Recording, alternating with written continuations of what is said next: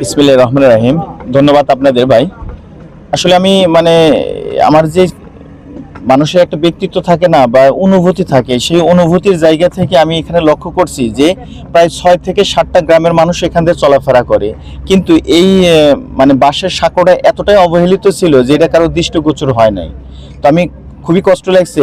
সম্মানিত মা বোনেরা এখান থেকে যাতায়াত করে, বিশেষ করে বাচ্চারা স্কুলে যখন যায় তখন অনেক ঝুঁকি নিয়ে এটা পারাপার হয়। তখন আমি গ্রামের 2-4টা ইয়াং যুবক ছেলেপেলের সাথে কথা বলি এবং ময়মুরব্বীদের সাথে মত বিনিময় করি। তো ওনারা বলে, বাবা সবারই সদ ইচ্ছা আছে কিন্তু নেতৃত্বের অভাব আছে। তো সেখান থেকে আমি উদ্যোগ নেই যে আমি হয়তো একটু এখানে যদি মধ্যস্থতা করে জিনিসটা কমপ্লিট করে দিতে পারি তাহলে হয়তো ভালো হয়। তো সেই সুবাদে মানুষজনের সাথে কথা বলি। আমাদের ইউনিয়ন সভাপতি ডক্টর জাকারিয়া ভাই, আমাদের ছাত্র শিবিরের সম্মানিত সভাপতি নয়ন ভাই আছে, আর এই এলাকার গণ্যমান্য ব্যক্তিদের সাথে কথা বলার ফলে তাদের সর্বসম্মতিক্রমে আজকে আমরা জিনিসটা বাস্তবায়নের লক্ষ্যে কাজ করতেছি। ইনশাআল্লাহ আপনারা সবাই দোয়া করবেন আমাদের জন্য। ধন্যবাদ আপনাদেরকে এখানে এসে অ্যারেঞ্জ করার জন্য। আসলে আল্লাহ রাব্বুল আলামিনের শুকরিয়া যে আমরা আসলে ভালো কাজগুলো করতে চাই, শুধু আমাদেরকে একটু সহযোগিতার দরকার। এই জন্য আসলে যখন দেশ এবং জাতি যখন দুর্বিষহ সময় অতিক্রম করছে, মানুষের চলাচল, মানুষের জীবনের নিরাপত্তা নাই, সেই সময়ে আমরা এই সরাইদহের এই ব্রিজটা যেটা বাঁশের সাঁকো আছে, এই বাঁশের সাঁকোটা অকেজো, এই অকেজো সাঁকোর দিকে কারো নজর পড়ে না। অথচ এখানে 7-8টা গ্রামের লোকজন এখানে যাতায়াত করে, স্কুল কলেজের বাচ্চা ছেলেপেলেরাও এখানে যাতায়াত করে, মা বোনরা এখানে যাতায়াত করে, তাদের যে দুরূহ কষ্ট, এইটা দেখে বাংলাদেশ জামাত ইসলামের পক্ষ থেকে আমরা অনেকবারই চিন্তা ভাবনা করেছি যে এখানে একটু সংস্কার করা দরকার, এখানে একটু কাজ করা দরকার।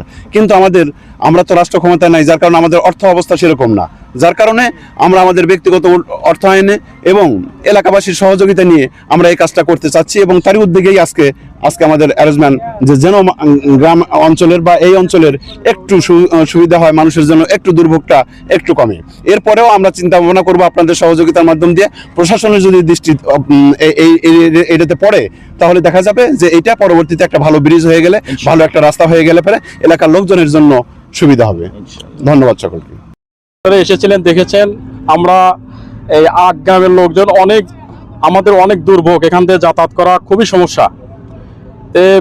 এখানে আমাদের এই জামাতের মনোনীত প্রার্থী তরিকুল ভাইয়ের নজরে আসার পর উনি আমাদের সর্বদিক দিয়ে সার্বিক সহযোগিতা করতেছে এবং ওনার অর্থায়নে আমাদের গ্রামবাসীর কিছু অর্থায়নে আমাদের এই চারটা নির্মাণ করা হচ্ছে আর কি। আমাদের এখানে একটা ব্রিজের খুবই দরকার। আমরা এমপির কাছে আমরা গিয়েছি, বলেছি এবং উনি আমাদের আশ্বাসও দিয়েছে। তো উনি আমাদের এখানে একটা ব্রিজও দেবে।